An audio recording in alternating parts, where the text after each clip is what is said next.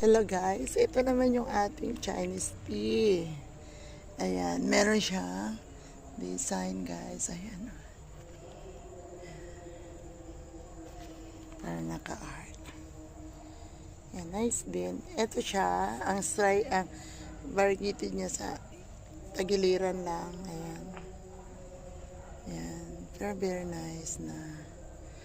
Tapos yung isa naman, ito yung may mga parang tunok-tunok, may tinik guys. Ayan, may pa-flowers yan sa Chinese tea. Ayan. Tapos ito pa. O, diba? Nice. Yan ang kanyang flowers guys. Ayan. Din pa. Pa-art din siya. Tapos nagpa-ribbon tayo dyan. Ito naman yung albo.